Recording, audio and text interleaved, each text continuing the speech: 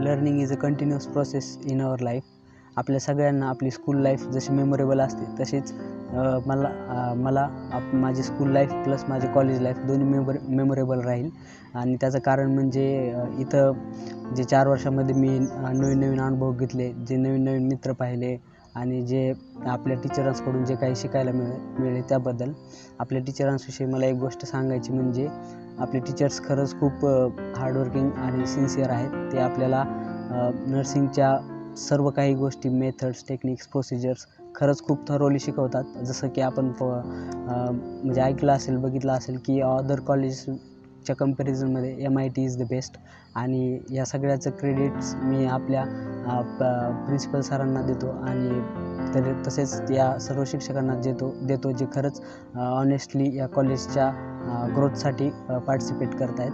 आणि at the and me सांगतो की graduation is not the end. Graduation is also the beginning of new chapter. आणि इथून गेल्यानंतरही आम्ही MITचं नाव खरंच खूप ग्रो करू. And I am proud of being an MIT. Thank you. माझ्या कॉलेज लाईफमधील सर्वात आनंदाचा क्षण म्हणलं तर NSS कॅम्प. त्याच्यामध्ये आम्ही रामेश्वर या गावामध्ये 7 दिवस कॅम्प होता आणि तिथे आम्ही खूप एन्जॉय केला आणि तिथे आम्हाला खूप काही शिकायला भेटलं. तेजू, तुला आठवते का ग स्पोर्ट्सचं? हा बघ, आपण 1 नाही 2 नाही 3 वर्ष गेलो होतो. हो ना, 3 वर्ष गेलो स्पोर्ट्सला. आता कसं ग, आता कॉलेज संपलं, स्पोर्ट्स संपले, कॉलेजचा प्रवासही संपला, स्पोर्ट्सचाही प्रवास. हो ना, 4 वर्षाची जर्नी होती. 3 वर्ष स्पोर्ट्सला गेलो, पण आता काय नेणार कोण? कोणीच नाही. सो माझ्या मेमरीजबद्दल जर सांगायचं गेलं तर आपल्या कॉलेजमध्ये सगळ्यात जास्त कॉम्पिटिशन होतात. So first year, second year, third year आणि फोर्थ इयर सगळ्यात जास्त कॉम्पिटिशनमध्ये पार्टिसिपेट करणारा मी आहे. मला त्याचा अभिमान वाटतो. भरपूर वेळेस मी फर्स्ट प्राईज पण घेतलेला आहे, जसे की rangoli competition, sketch competition, other competition असतील, त्याच्यामध्ये स्पोर्ट्सचे गेम असतील, क्रिकेट असेल, खो खो, कबड्डी असेल, बॉईज गर्ल्स आम्ही पार्टिसिपेट पण केलं त्याच्यामध्ये. आता फायनल इयरमध्ये आल्यानंतर आम्ही 2 शॉर्ट फिल्म केल्या. त्यामध्ये पोलिओ अवेअरनेसबद्दल एक शॉर्ट फिल्म केली. त्यामध्ये आमचे वेगवेगळे कास्टिंग डायरेक्टर वगैरे असेल किंवा रायटर असेल, त्यांनी पण खूप मदत केली. ती एक आमची मेमरी आहे. आणि दुसरी एक शॉर्ट फिल्म म्हणजे चिल्ड्रन डे, ते आम्ही ज्युनियरसोबत मर्ज केली होती. तर अशा काही मेमरीज आहेत कॉलेजमधून, जे की आम्ही आता घेऊन इथून आत्मसात करणार आहोत. वाटतं तुला आपलं कॉलेज इथं? कॉलेजमध्ये माझे काही चांगले पण एक्सपिरियन्स आहेत, काही वाईट पण एक्सपिरियन्स आहेत. तर हे चांगले एक्सपिरियन्स काय आहेत कॉलेजचे? चांगले एक्सपिरियन्स म्हणजे पोस्टिंगच्या मेमरीज, दॅन लेक्चरच्या मेमरीज, फेस्टिवलच्या मेमरीज. तसेच आपले टीचर काही खूप छान शिकवतात. हां, तसं ते पण मेमरीज आहेत. आणि वाईट एक्सपिरियन्स म्हणजे जसं की पनिशमेंट, असाइनमेंट. तरी पण शीतल, आपण ह्या कॉलेजमधून सगळे चांगलेच एक्सपिरियन्स घेतले आहेत. वाईट एक्सपिरियन्स हे फक्त आपल्या भल्यासाठीच होते. तर आपण हे सगळे चांगलेच एक्सपिरियन्स घेऊन जाऊ. For juniors, ending for seniors. माझ्या कॉलेज लाईफमधला माझा सगळ्यात मेमोरेबल मुवमेंट म्हणजे स्पोर्ट्स डे. स्पोर्ट्स डेमध्ये आपण वेगळ्या प्रकारचे गेम्स खेळलो, जसे की क्रिकेट, खो खो, रस्सी खेच, आणि आपण खूप एन्जॉयमेंट केली ह्या दिवसामध्ये. तर आपल्या कॉलेजमध्ये तर मला खूप सारे अनुभव आले, पण त्याबद्दल one of the memorable movement म्हणजे नाशिक रिसर्च कॉन्फरन्स. तर त्यामध्ये आम्ही रिसर्च कॉन्फरन्स तर अटेंड केलोच, तसेच आम्ही खूप सारा एन्जॉय पण केलो. मग मला असं म्हणायचं की आपल्या कॉलेजमध्ये खूप साऱ्या अपॉर्च्युनिटीज आहेत. आपले प्रिन्सिपल सर तसेच सर्व टीचर्स आपल्याला खूप प्रॉपर गायडन्स करतात. तर माझा first year to last year या प्रवासामध्ये सर्वात आवडता क्षण म्हणजे जो की गणेश उत्सव.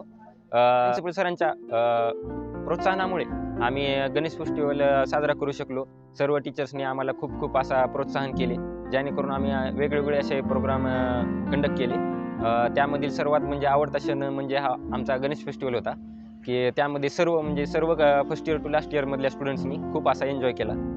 सांगायचं झालं तर हे कॉलेज खूप स्ट्रिक्ट आहे, पण असं समजू नका की खूपच हॅरेसमेंट होते, असं नाही आहे. या कॉलेजमध्ये असे कित्येक अनुभवायला भेटतात आणि आपल्याला शिकायला पण खूप भेटतं. त्या अनुभवातून कसं शिकायचं आणि कसे प्रॉब्लेम्स फेस करायचे हे पण आपल्याला कॉलेजमध्ये आपल्याला समजून जातात.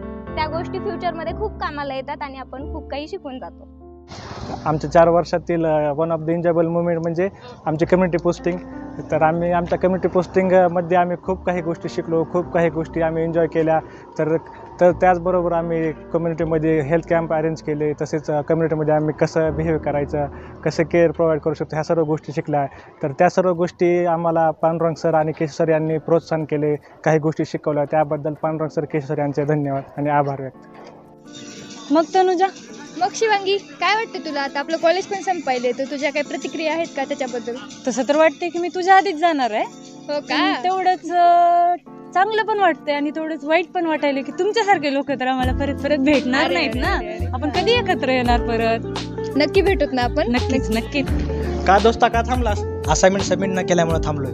तू रे? शेविंगसाठी थांबवलंय. शेविंगसाठी थांबवलं रे. ॲप्रॉनच्या गुंड्या नाही लावल्या त्याच्यामुळे थांबवलं. कॉलेज म्हणले की टास्क तर येणारच आणि सगळ्यात महत्त्वाचं टास्क आमच्यासाठी होतं ते म्हणजे सेमिनार घेणे. कॉलेजने सर्वांना खूप काही दिलेलं आहे. मला दिलेले हे 2 अनमोल रतन मित्र, प्रमोद आणि विश्वजित.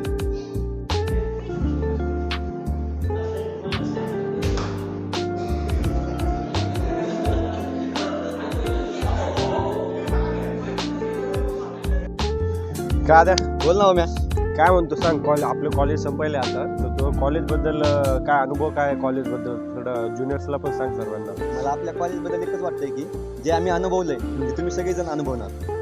हां, एक गोष्ट खरं आहे, मला पण असं वाटते जे दिवस आम्ही बघितले ते पण दिवस तुम्ही बघणार. आपले इथं फ्रेंड आहेत, त्यांना विचारू आपण, त्यांना पण काय वाटते काय नाही म्हणून. 4 वर्षातला सगळ्यात फेवरेट पार्ट म्हणजे सीएच्या पोस्टिंग.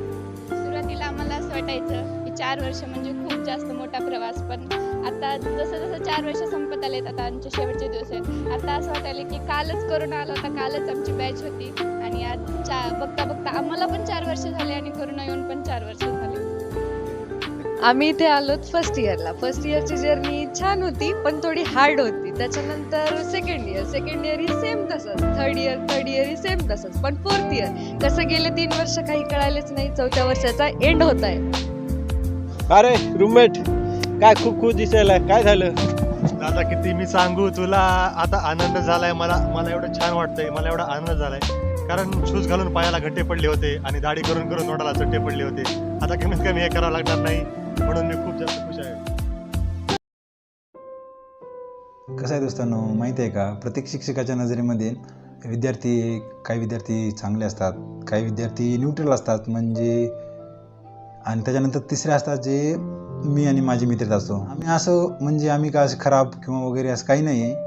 फक्तच की जे शिक्षक आता वेगवेगळे शिक्षकचे असं क्रायटेरिया ठरवतात किंवा सर्व शिक्षकाचा साहजिक क्रायटेरिया असतो की म्हणजे विद्यार्थी कसा एक प्रॉम्प्टली पोस्टिंग करतो, परीक्षेत चांगले मार्क घेतो, त्याच्यानंतर जे इन्स्ट्रक्शन आहेत ते शिक्षकांचे फॉलो करतो, वेळेवर फाईल सबमिट करतो.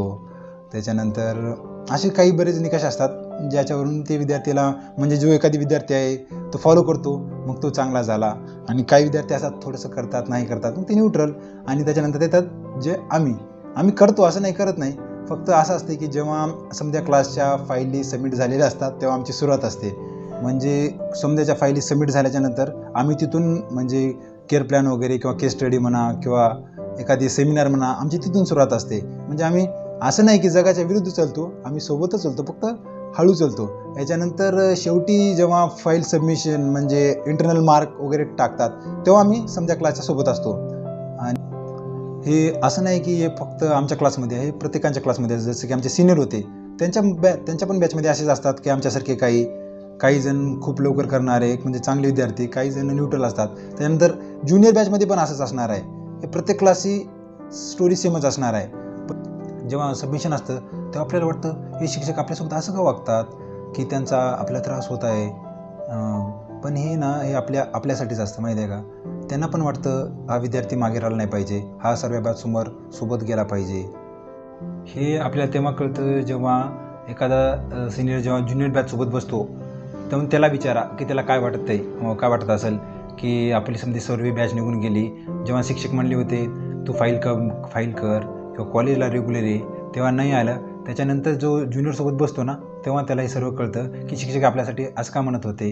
इथं जरी आमचा कॉलेजचा जर्नी जर संपत असली तरी इथून न संपणारी गोष्ट म्हणजे आमची मैत्री. जे आम्ही मित्र आहोत किंवा ज्यांच्यासोबत आम्ही खूप सारे दिवस घालवले आहेत किंवा इथे भेटणारे अनुभव हे माझ्यासाठी कायम स्मरणात राहतील. सांगायला गेलं तर खूप काही आठवणी मला या कॉलेजने आणि माझ्या मित्रांनी मला दिलेल्या आहेत आणि खूप सारे अनुभव जे मी अनुभवले आहेत. पण वेळेची मर्यादा लक्षात ठेवता मी माझा इथेच रामराम देतो आणि थँक्यू.